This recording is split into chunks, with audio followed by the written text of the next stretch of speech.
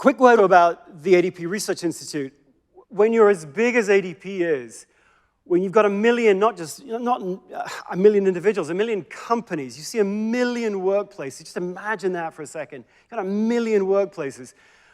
With that comes opportunity, but with that comes also great responsibility, not to sound too sort of Superman or Spider-Man-ish, but there's a lot of responsibility that comes with that. You've got all this data on real humans living real lives, and one of the reasons, not the only, but one of the reasons why I'm here and so excited to be here is because a few years ago, ADP took the decision to take all that data and fund an institute, a real institute, not an institute that's sort of product marketing masquerading as an institute, but a real institute based on the idea that the economy, the entire economy is going to function better if we actually took those 40 million lives and then shared some of the insights that we have around what the real state of the labor market is, domestically and globally. That's a weird, if you imagine that, you don't have to do that. But obviously, yes, there's ways to turn the data, as Srini was describing, into stuff that we can all use, but there's also a commitment here to kind of just give it away to you to say, this is how the world works. And that's just FYI for those of you who don't know, that's really what this research institute is. It's not a commercial operation, it's an objective, unbiased source for you of what's really going on in the world of work. Neela and her team, as macroeconomists extraordinaire, do everything they can to take all that data and figure out what really is going on behaviorally in the world of work. And then my team, we're psychometricians, so psychometrics, which are going to measure things about the world of work that are psychological. Is stress going up or is it going down? Is inclusion a thing, and are we getting better at it or worse at it? Is quiet quitting really? We're living in a world with tons of opinions, and so what we wanted to do is try to give you a place to go to say, well, that's an interesting opinion about a 4-day work week, or that's a really interesting opinion about the Great Resignation, but is it real? Is it real? So if you want to know, like, what the heck is the Institute for? It's trying to serve you, to go back to Maria's point about client or customer centricity. It's trying to serve you to go in a world where we could basically produce anything that we want, we can publish anything we want, where the barriers to putting stuff out there are really low. Where could I go to know what's really going on? I would say that's our aspiration, is to be a place that you can go to where you know it's unbiased and objective and you can see what's really going on. We've got a lot of different stuff that we're going to be sharing with you over the course of the next 12 months in terms of reports and podcasts and webinars. But as I said to the analyst group at Analyst Day last September, if there's anything that you want me or Neela to be asking more about, we serve you. So please, through the various channels that you have, let us know what you want to learn more about. We exist to serve you and help you have the real accurate data that you need to make better decisions about your world. So Holger, by the way, Holger asked, we did a whole bunch of research on whether or not, you'll love this, whether or not the HR function is well received or well perceived, and how would you reliably measure that, but also what does it drive? Turns out it drives talent brand. More than any other function, your perception of how you were experienced by HR drives whether or not you advocate the company to friends and family as a place to work. It's huge. Holger's question at the time was, that's interesting, how does pay and how you're paid, how does that affect your perception of HR, which might affect talent brand? And so, just so you know, Holger, I didn't share this with you before, but for the last 3 quarters, we've been measuring precisely that. We got a reliable measure of talent brand. We got a reliable measure of what we call HR XPS, because Srini told us to call it that, so we did. And it's the experience of HR. And now we can begin to see more and more how pay, frankly, plays into all of those things. So that's the function of the Institute. We're here to serve as an objective resource. Over and above that, what I realized before I got up here, and now that I'm up here, I'm realizing it all the more, I'm more, sort of post-pandemic, I'm more nervous presenting to crowds, rooms, than I ever was before. And I don't know if you felt this, but I've certainly felt more nervous post-pandemic than pre, and I wondered what I'm getting old, or it's the shoes, I don't know, whatever it is. But I don't think it's any of that. I think it's because after the pandemic, we are changed. Well, I certainly feel that way. Maybe you do too. I'm changed. Something changed during the pandemic. And for me, some of it was attached to loss. I lost my dad right at the beginning. I lost my cousin just a few months ago. And you wake up and you go, God, work better be for something. We're not here for a long time. We're here for a short time. It's some of what Sebastian was saying this morning. You're here for a short time. And so what I hope, and I think this is where my nerves come, I don't want to be like a placeholder. Sorry, Graham, I don't want to be a placeholder. That I want to share something that's real and meaningful for each one of you so that when you go away and go to dinner tonight, you come away with something really meaty. And I don't know if I'm going to pull that off, actually. But that's the aspiration, because otherwise, why the heck am I here? Now, look, you could see from our data, maybe your data too, you can see there's a bifurcation. There's no question there's a bifurcation. There are some people that came out of the pandemic and they became cynical. Work is just work. It's not a family. Don't expect any sort of warmth at work. Sorry, Srini, no human at work. It is a transaction. It's the reason we live the transaction layer. I sell my time and my talent, and you give me money, and then we go home. And I spend time then with the people that I love. And companies, you can see, sort of rightly or wrongly, are responding to that cynicism. And we've seen, like, well, 4-day work week. Yeah, you know what? Work is really bad, and therefore, if you have less of it, that must be better than having more of it. So therefore, a 4-day, the president of, or the prime minister of Finland said 8 hours is, no, 6 hours, 24-hour work week. Work's bad. You should do a little of it as you can, and then go home and read and culture and dance and spend time with your, that's legit. I mean, some companies really have created sort of awful jobs and awful work. And so maybe being a little cynical about what the role of work is, that's a legit response. I'm not commenting on that response. That's legit. But I think differently. And I think in the data you can see there's an awful lot of people that are like me, that think that work could be a place in which you get a chance to encounter yourself. Work doesn't have to be alienating and just a transaction. Work could be a place in which you get a chance, not all of the best of you, but it could be a chance in which you get to express a lot of what is good about you for 30, 40, 50, 60 hours a week. Work could be that.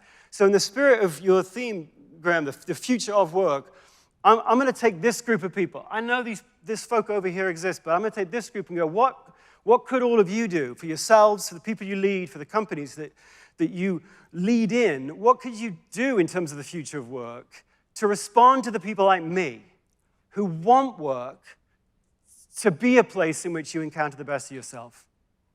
That's one of my great hopes and aspirations for Maria and her role, because when you've got 1 million companies that you affect, you have a disproportionate lever to pull to change the world of work. And that's possible. So that's what I wanted to talk about today, if that's okay with you. And I'm going to try to address that question. How do we deserve the very best people in, as Neela described this morning, a super tight and ever-tightening labor market? Why do you deserve the best people? Now, I know you don't necessarily control every single team in your companies, but why would the best people work for you? Why would people that want to experience the best come work for you? That's kind of what I wanted to zero in on. And yeah, I'm going to come at it from this perspective. I'm going to come at it from Harvard, from research, from data. That's certainly my background, and I'm going to bring some of that to bear. But I'm also probably Srini, going to go almost above the human slice of that into love. Because I'm going to talk about this almost not just from a psychometrician perspective, but from a parent perspective. How many of you have kids? I know. How many have 2 kids? Yeah. That's annoying, isn't it? But yeah. So right at the beginning of the pandemic, my youngest guy, I have a boy and a girl, Lilia, she was 16 at the time. She comes up to me at the beginning of the pandemic and goes, "What's the difference, Dad?" Because remember, right at the beginning, you were parent-teacher. You suddenly became parent-teacher, right? "What's the difference between a parallelogram and a rhombus?" And I can remember 2 things immediately. One, I had no idea. Still don't really. And second, I realized, gosh, about 40 or 50 years ago, some secret cabal of teachers had decided that my daughter, what she really needed was 10 years of geometry. So my daughter, like your son or daughter, gets 10 years on the rules, the policies, the formulae, the language of geometry. And no knock on geometry. Huge fan. Geometry. A little bit. Geometry. Yeah. Actually, I didn't think about that. That's kind of cool. Or it's a clown. I couldn't figure it out, actually. But I also realized that all the stuff that's going to wake her up at 29 years old. 29 is tough. 29 is a tough age. It's like your career, you're not good yet, but it's not new anymore. It's a tough age. You think to yourself, who am I? Am I climbing the right ladder? Am I in the right role? How do I explain who I am to myself? How do I discover who I am? How do I express that without bragging? How do I learn about the people I'm working with without being intrusive? All the stuff that will make my daughter up when she's 29, she gets nothing on that. Zero. She gets 10 years of geometry, and yet all the really, really, really important stuff that will affect you and your kids, or you and the people that you lead, all those really important questions, who the heck am I, and how do I contribute to the world? She gets zero on that. Have you thought about that? Isn't that weird? Zero. And now we hire these poor kids who come out of school. You've got people who come into the workplace, and we all hire them, and they don't know who they are. They don't know how to express themselves. They don't know how to volunteer themselves to a team, which might be a remote team, might be an in-person team. And then we stress them and stress them and stress them more. And all the stuff that we might be able to give my daughter to help her be de-stressed and actually have mental health at work, we don't give her any of that. So to some extent, I'm going to come at that question from a data standpoint, but I'm also, frankly, Holger's right. I'm coming at it from a love perspective, too. And to help you think about it, just start off with this little thought experiment for you. I know we can talk big and broad about how do we build a world of work that is attractive to the best people. But to begin with, just start off with a person in your life. Think about a person in your life who's got it together, who's thriving, whether it's spiritually, in terms of their relationships, maybe financially, maybe not, I don't know. But someone in your life, get them in mind for a minute. Someone that you know who, when you think about thriving, you go, she's got it together. Okay, now, obviously, I don't really know who you've got, but I bet initially you might look at them and think to yourself, how lucky are they? How do they find that life? How do they find that job? And then very quickly, I bet, two things will occur to you. One, they didn't find it. It's the wrong verb. They made it. They took a generic job or a generic life. A mother, a son, a leader, a manager, a salesperson, whatever. They took a generic thing and they turned it gradually, deliberately, into something that really fit them. And the second thing that might occur to you is that they don't have work-life balance. The balance and thriving are very rarely seen in each other's company. In fact, if you think about it, balance is a very odd aspiration to hold up for people, at work or anywhere. Because when you look out, yes, initially when we went out and looked at the stars, we went, oh, they're all hanging up in balance. But we actually then figured out the time scale was wrong. If we got the right time scale, not our own lives, but the age of the universe, we realized they're not hanging in balance. They're moving. Everything healthy in nature is moving. Health is motion. You think about that person in your life, they aren't. I mean, if they manage to get, I don't know, a perfect work-life balance, and it's like, oh, wow, it's Wednesday. Bank balance is good, the job's good, my direct reports are good, my mom's good, my kids. If you ever got that one tiny place where everything was balanced, you know what will be going through your mind? Nobody move. I got it. Shiver, stop, I got it. Like, balance is stasis, isn't it? Health is motion. Health is motion. Balance is stasis. Health is motion. So you think about the most effective person or the thriving person in your life. What are they doing? They are moving through the different domains of their life: mother, lover, friend, parent, worker, colleague, boss. They're moving through the different domains of their life and drawing psychological nourishment that enables them to keep moving. That's what I wish someone was teaching my daughter at 16, because that is a beautiful life skill to have, isn't it? How do they do that? How do they move through the different domains of their life and then draw the nourishment they need to keep moving? Maria was talking about sustainability. That's part of sustainability of companies. We ought to help people do that at work. Not work-life balance. Work is a part of life, for crying out loud. It's life movement. How do we do that? So here are three things to think about in regards to that. How do you move through life and draw the nourishment you need to keep moving? one part of which is work. Here's the first thing, and I'm going to take this from all the research I've ever been a part of. I've had the great good luxury to 25 years of just studying people that are really, really good at what they do. And they're very different, obviously, but here are 3 big discoveries, I suppose, from studying people who are really, really good at what they do. From 17 years at the Gallup organization, 10 years with my own company doing this, and now 5, 6, I guess, years here at the ADP Research Institute. I mean, what a great good fortune for a guy like me, anyway, to study people that are really good at what they do. What do they have in common? Here's the first thing. It's weird, but I'm going to double down on that word, love, actually. They take their loves seriously. If you interview people that are really good at what they do, talk about building a career for payroll. It's like if you interview people that are really good at what you do, and I just asked you, like, tell me about a typical day. Like, tell me how you do what you do. If you did it of anesthesiologists or pharmaceutical sales reps or housekeepers in hotels, when you get a chance to do a study group of people that are really great at what they do, they always talk about something that they love. Love is always seen in the company of excellence. Although what's weird is the people that are really good at the same job don't love the same stuff. I'll give you one example. This is the first job I ever studied. It was housekeepers at Walt Disney World. This was 1987, 88. Disney wanted to hire better housekeepers, so the first step in trying to do that for them is we did a focus group. It wasn't the only step, it's the first step. So imagine, I go down to Orlando, I'm in I think it was the Swan Hotel. There's 8 housekeepers around a table. They don't know each other, but they're really, really good housekeepers. They're so good that guests request to be back in their sections of rooms. They're that good. And I don't know anything about housekeeping, so I sit down, I just start asking questions, just like you would. Open-ended questions, and I just shut up and take my little notes.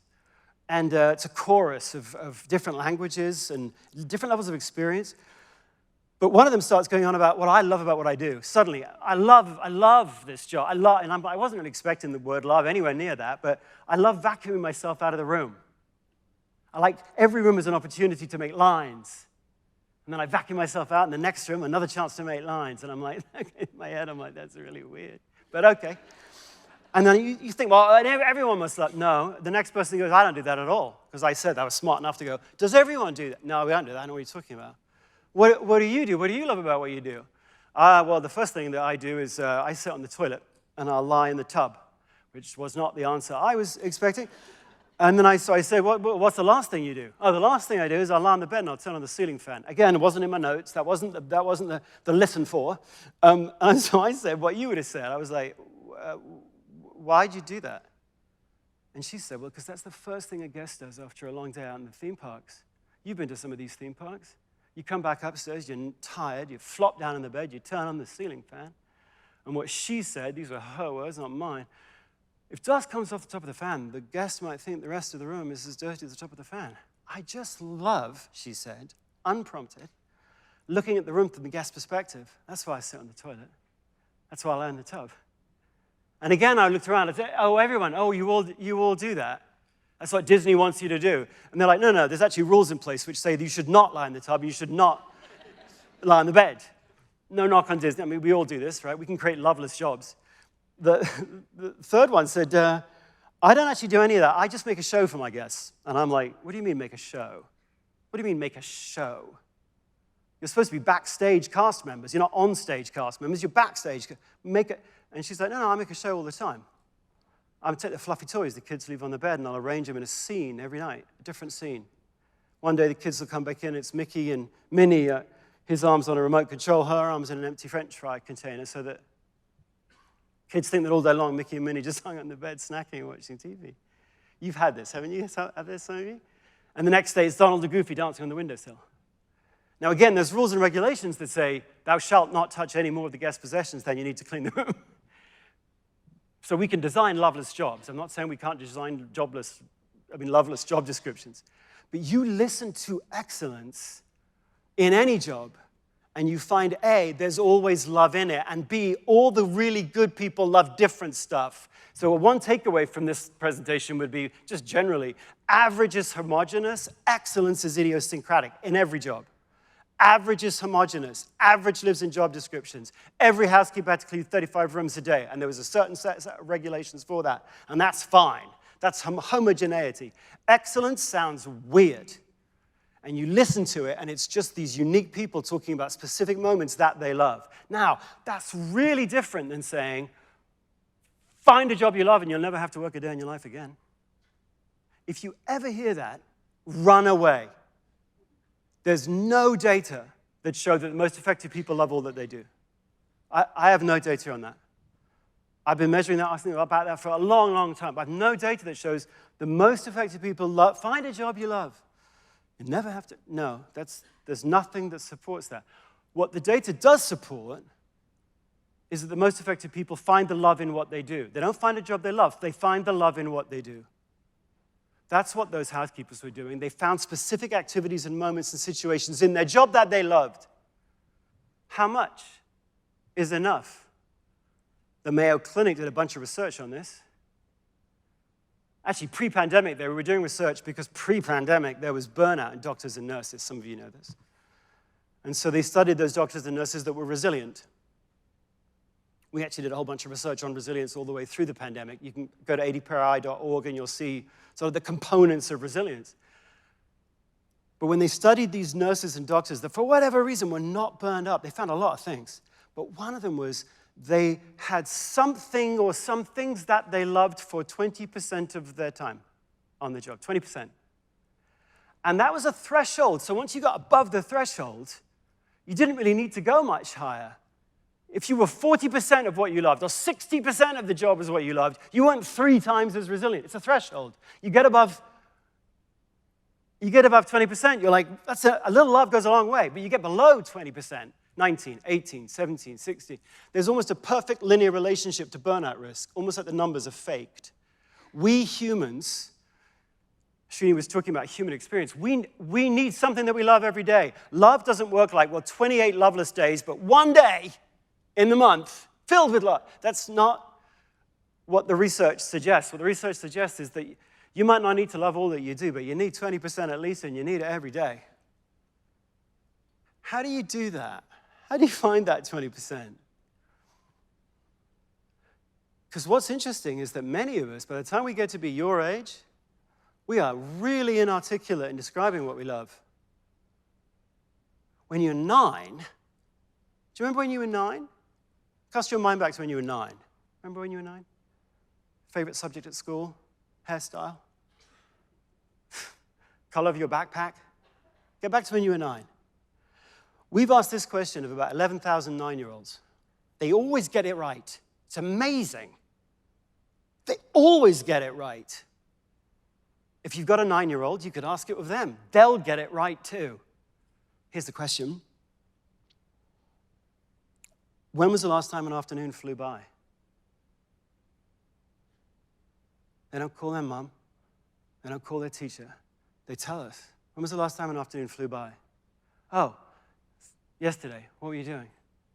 I was sitting under the table and making a show with my dolls and my friends. We had a whole thing going on. I was playing baseball. I was playing soccer. I was fishing. Who knows? They all say something different, but they all know when was the last time an afternoon flew by. If I'd have cast your mind back to when you were 9, you'd have got it right too. I have no idea what you'd have said, but when you were 9, you're unadulterated, literally. You're unadulterated. You're pretty close to what you love at 9, and then from that point on, you get further and further and further, probably because of school, by the way, because school is like information transfer and confirmation through testing and grading. School's not designed to help a child discover what they love. It's designed to produce grades. That's a whole different subject for a different time. But by the time we get you, actually, this is while I was at Gallup, you did a whole bunch of like pre-employment selection instruments, and one of the first questions was, tell me what you love about what you do. And by far the most common answer, so I've got maybe, 250,000 answers to that question. What do you love most about what you do? What is the most common answer to that question? People. I like working with people. Me and people. How close we are, me and people. Almost as if I was also a person. Me and people. And there's nothing wrong with it. It's a great answer, but it's so vague. You want to give me a verb. What are you doing with the people? Are you selling to them, saving them, organizing them, challenging them? Give me a verb. And which people? All people? People you know well, people you don't know well, people who work for you, people who, like, where's the specific, by the time we get to be your age, sorry, some of you may be really good at this, but in general, the second most common answer is, I like challenge. Really? What sort of challenge? By the time you get to be you, shouldn't you know really vividly what it is that you love? But you don't. Isn't that odd? By the time you get to be your age, you're told that who you are is a function of two things. One, you're told that who you are is a function of your nationality, your race, your gender, your age, your sexual orientation, which are all really important, but you share them with millions of other people. So which bits of you are just you? Like, that's interesting. The other thing that is used to explain who you are and how you came to be is your biography. So if you and I were sitting down having a coffee, and I was really getting into who you are, you might go, well, it's because when we moved so much when I was young. That's why I became blah, blah. And we point to what happened to us growing up to explain who we are. And of course, all of that's real and important. And when you listen to celebrities, certainly, that's what they point to. I mean, you listen to Venus and Serena Williams, and they'll go, well, it's our dad, Richard. King Richard. Good movie, by the way. Will Smith notwithstanding. Really good. That shows their dad taking them, and they clearly were who they are because of their relationship with him and what he had him do. George Clooney says, I got to be George Clooney because I had an aunt. Some of you know this, Rosemary Clooney. And she showed me that there was actually a legitimate way to have a career in show business. I am who I am because of Rosemary Clooney. Neil Armstrong has said all the way through his life that he got to be an astronaut because his dad and his mom persuaded him to get his pilot's license before his driver's license. And all of that's true. Just like your own personal experiences in life are true. But if you really wanted to know who you are right now, you wouldn't want to know why Venus and Serena are the same, would you? You'd want to know why they're different. Same family, same gender, same race, same socioeconomic situation. Why do they play tennis so differently? Why do they finish points so differently? Why do they serve so differently? Now that their tennis careers are sort of winding down, why are they doing very different things and why are they different? George Clooney has a sister. Did you know that? Ada Clooney is his sister. You probably don't know her because she's not an actress. She's an accountant, actually, specializing in payroll. She has an aunt. Her aunt is called Rosemary Clooney. And I'm not suggesting, of course, that being an accountant specializing in payroll is not nearly as important as what George. That's not the point. The point is, same aunt. George, you can't point to Rosemary to explain you because Ada has Rosemary. Neil Armstrong had a brother, an elder brother called Dean. Dean didn't walk on the moon because he was a bank manager, really good bank manager. But why did Dean become a bank manager and Neil become an astronaut? Why? How many of you have brothers or sisters? Okay, get them in mind. Aren't they weird? They laugh at different things than you. They get jazzed by different things than you. They lean at why? Who helps you? This is called individual difference psychology. And you get taught none of it. Even if some of you studied psychology at university, you get taught nothing about individual difference psychology. And yet for those of you in leadership positions, or for those of you who want to excel in your work, it's huge for you. The ancient Norse actually had an explanation for why you are so different than your brother and your sister. They said that you have a weird. Not that you are weird, but that you have one. Spelled W-Y-R-D. You have a weird. And it's like a spirit or a daimon, something that was in you just when you were born. For those of you with 2 kids, you'll know this. As I said, I had 2 kids. My son is older than my daughter, and when he was born, right before he was born, we lost the heartbeat, and then we got it back. And then we lost the heartbeat, and then we got it back. And this apparently isn't good. So they rushed us into the delivery room, and as he was being born, the doctor, she said to me, she goes, come have a look at this. I've never seen this before, which wasn't exactly what I was hoping to hear. And he's got his umbilical cord by his little hand, and he's squeezing it, fainting. Waking up, squeezing it, fainting. Waking up, squeezing it. And I'm not suggesting he hasn't grown and developed over his life, but that's kind of how my son goes through life. Super intense, comatose. Super intense, comatose. They come out different, don't they? Like, I don't know what your spiritual beliefs are, but if you've got two kids, you'll know they come into the world and there's something in there that's almost immediately unique. And we probably don't need a spiritual explanation for it. We actually know that you are who you are, frankly, because by the time you get to be 19, your brain's gone through a bunch of synaptic pruning, but by the time you're 19, you've got 100 billion synapses in your brain. That's a lot. But the real source of what makes you truly weird and unique is the connections between the neurons. You have 100 trillion of those. That is more synaptic connections in your brain than there are stars and planets in 5,000 Milky Ways. That is not hyperbole. That's the massive, filigreed, unbelievably specific uniqueness in your brain. And when you die, no one will ever have the same synaptic network pattern as you do, ever. You are unbelievably, monstrously, magically unique. And what you lean into and what you love and what you lean away from, what you get into is all a function of this incredible uniqueness in your brain. Now, faced with that uniqueness, what we, other people, what we tend to do is we get overwhelmed by it. And we'll try to simplify you.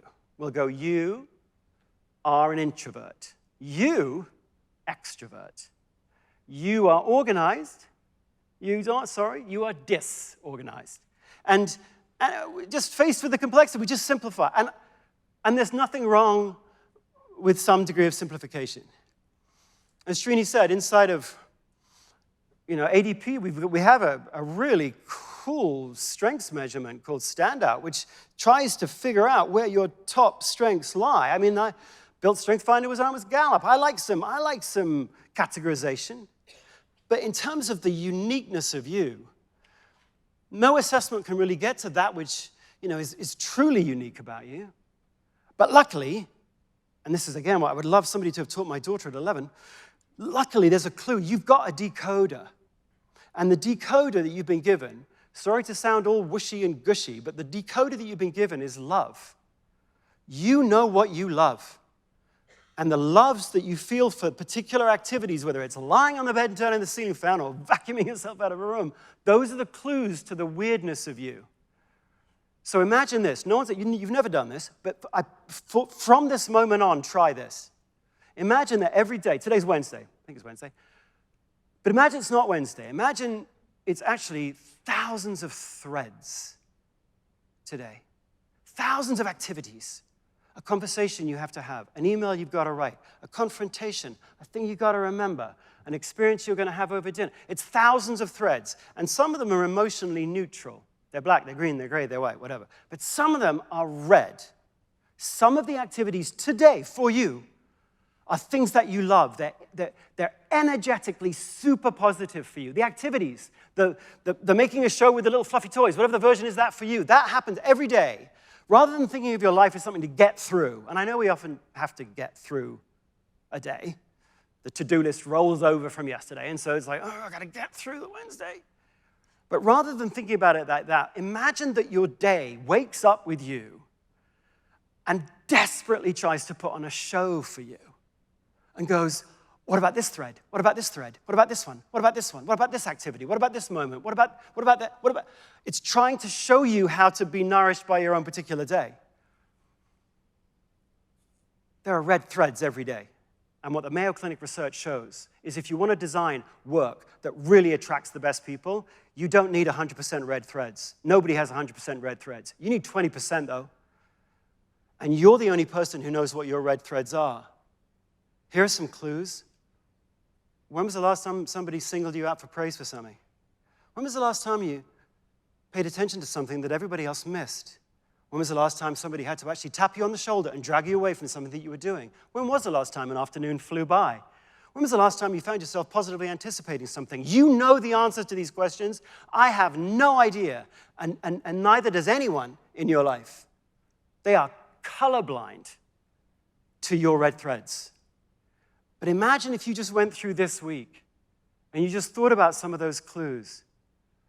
When does time fly by? When do I notice things that others miss? When am I just spontaneously singled out for praise? Maybe you could get to the end of the week and write, just for yourself, write a love note. Sounds silly, but write a sentence stem that begins, I love it when, and then finish the sentence. You're a grown-up. Forget about the job description.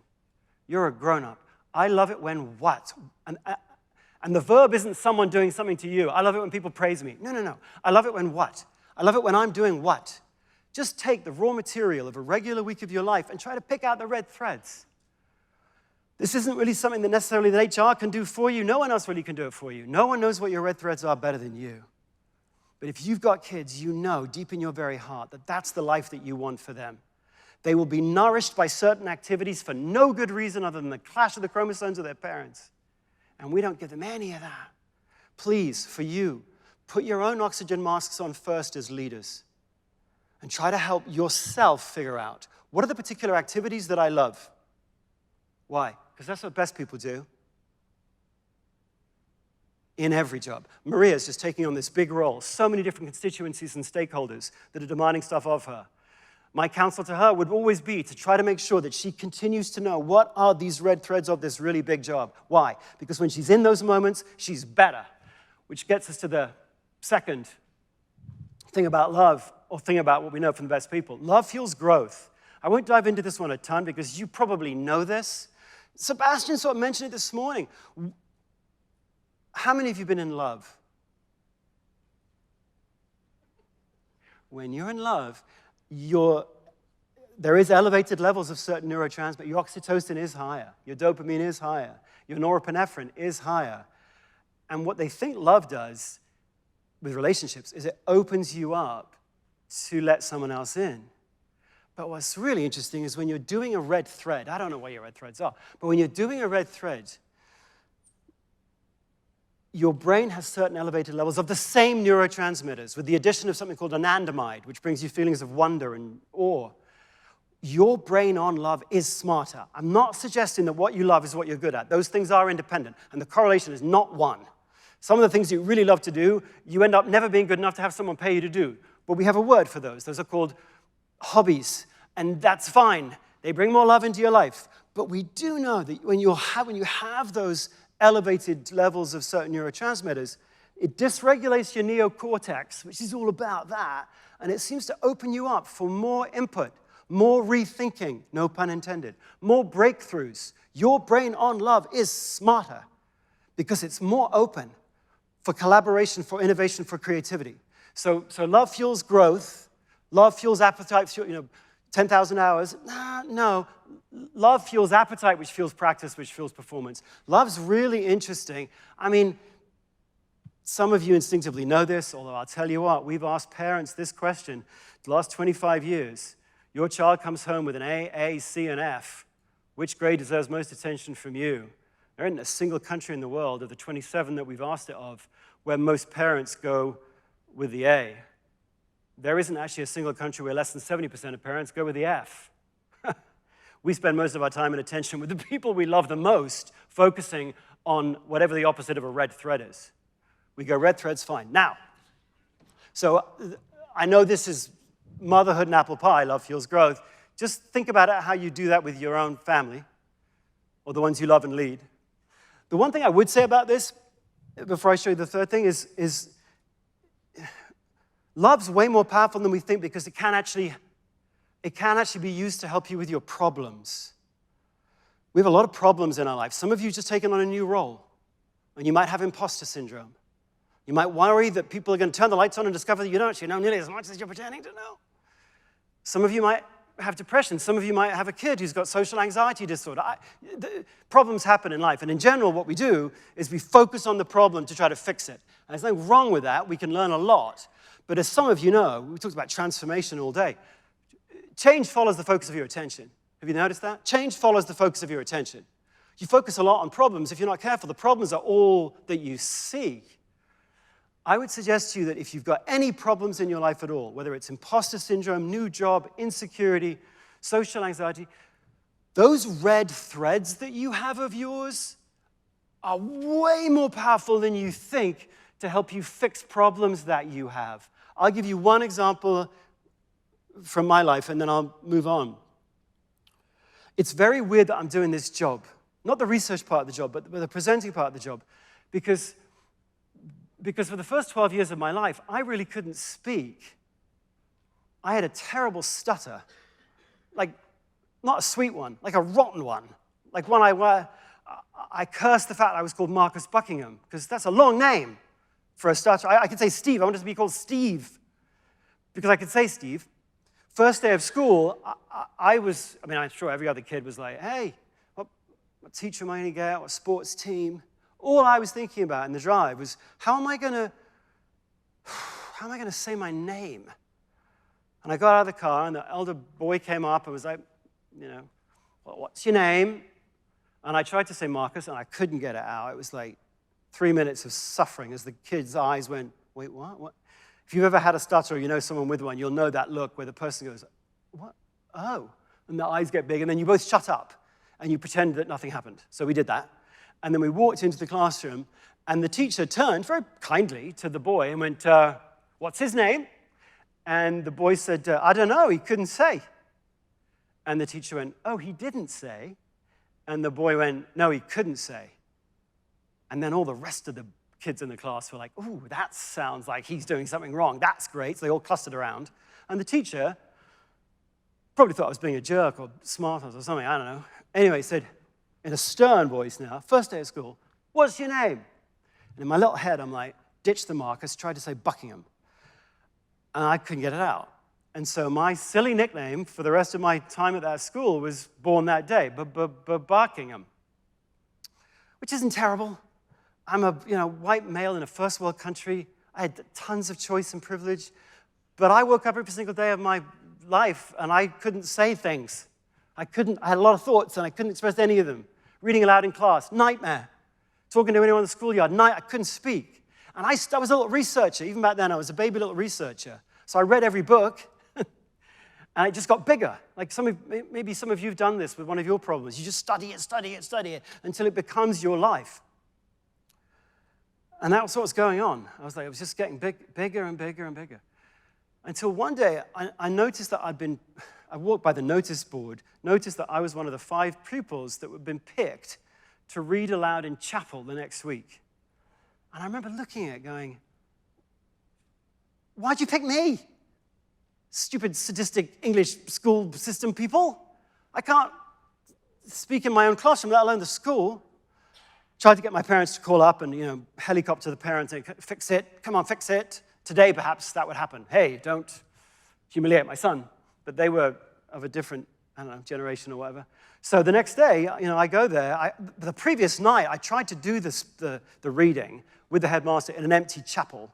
And I'd taken what was really a 4-minute piece and stretched it into 20 minutes of suffering. So I knew it was going to be bad. And then I get there. My mom was like, what's the worst that could happen? I'm like, my life's over. That's the worst.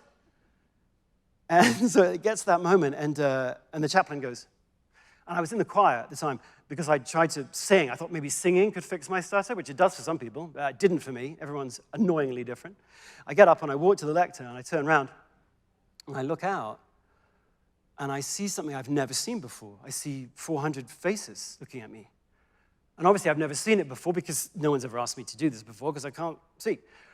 And I remember, right to this very moment, I remember something tripped in my brain when I had that stimulus. And it felt warm, weird, like a warm helmet. I imagine what happened is a whole bunch of synapses tripped in my brain that hadn't been tripped. They'd never been in this situation, but when it was, suddenly it tripped. And a whole bunch of synapses, red threads, if you like, just started unspooling. And I spoke the whole piece without a stutter at all. Actually, that's not true. I tripped over the word criticism, but not in a weird way, like in a way a normal 12-year-old might trip over the word criticism.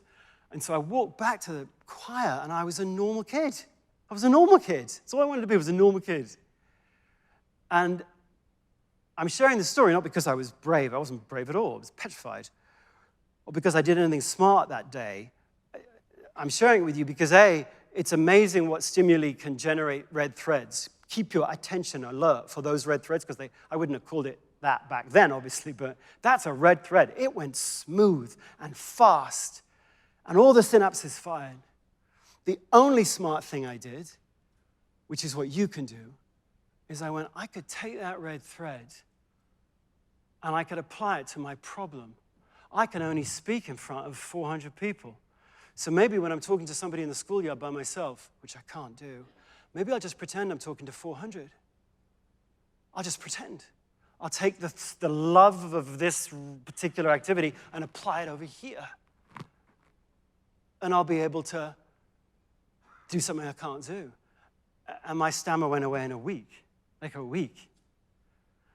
And that's the power of that. If you find red threads, I mean, you can problematize yourself, and you can problematize your life, and you can problematize your kids until that's all you see. And as I said, the data show most parents, that's what we do with our kids. But there is another way. You could figure out those things that they love, these red threads, and weave them into different situations. That's not woo-woo, that's real, biologically possible for all of us. We just don't do it. One last one, and then I'll close out of this. If you look at what the most effective people know, and this isn't going to surprise you, they know that love grows in response to other people.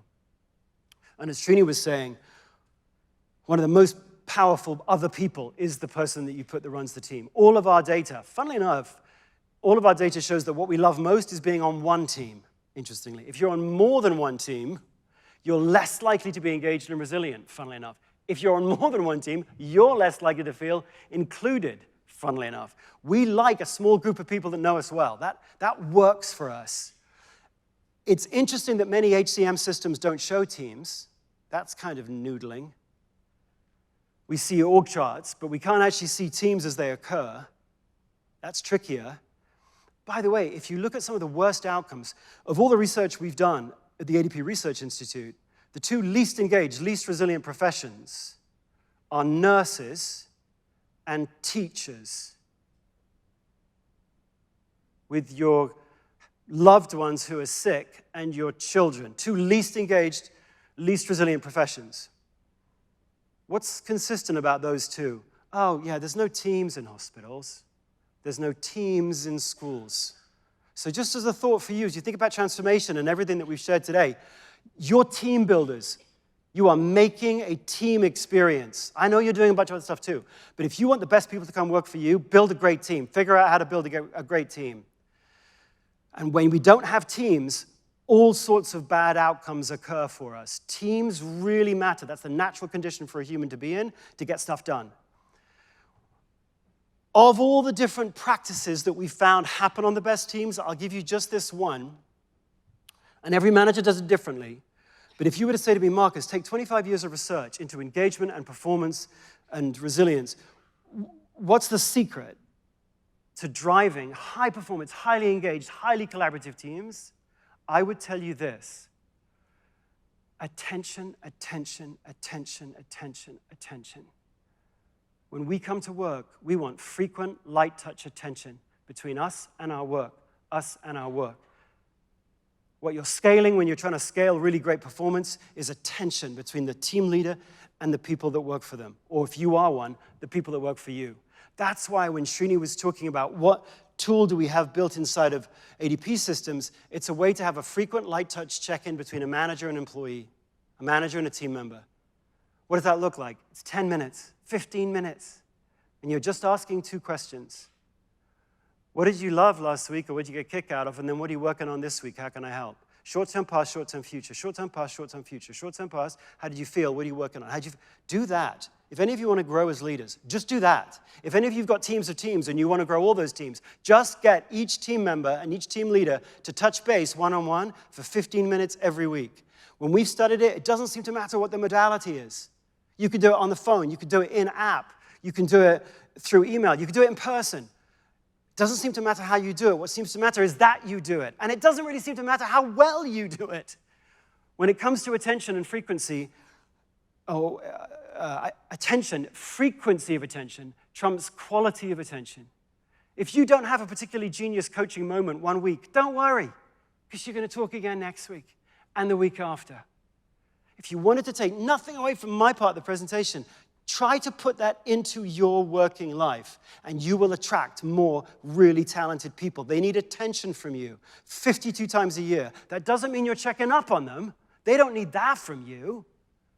But they need you to check in with them. What did you get a kick out of last week? What lit you up? Whatever words you want to use.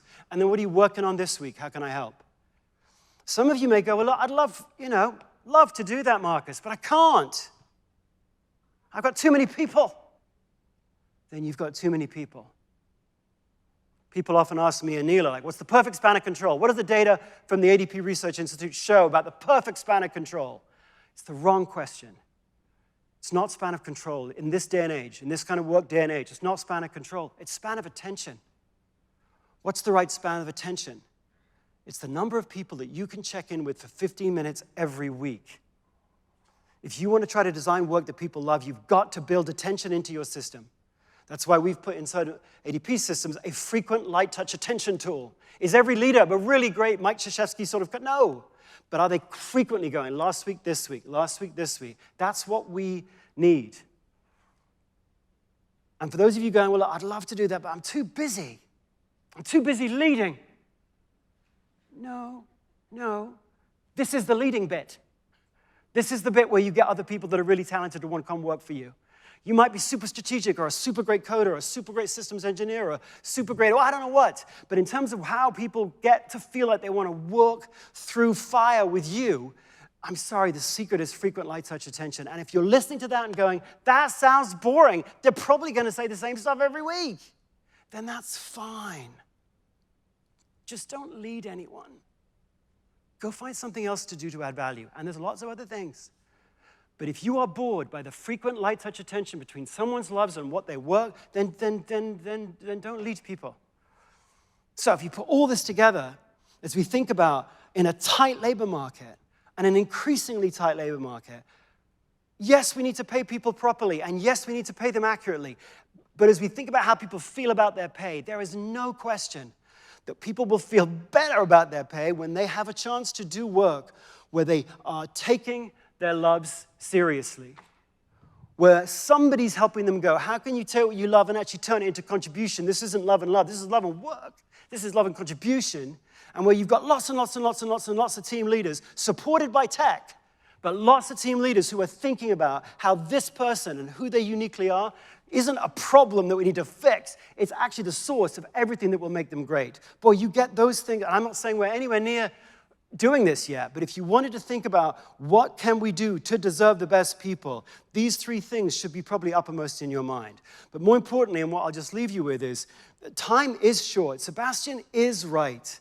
You are not here for a massively long period of time. You've got a certain amount of time to express the best in you, and when you aren't here anymore, there'll be no one like you ever again.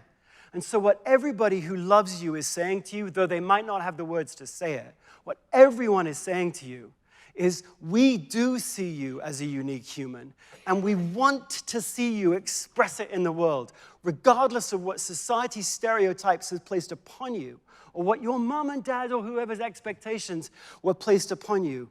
We want you to look inside of you, find those red threads, and then weave them into something worthwhile and contributive. And deep, deep down, what we're saying to you is, we are waiting for you to do that. Please don't make us wait too long. So today, that's all I wanted to share. I hope you can take something from this to allow all of us who love you to see truly the very best of you. Thanks very much.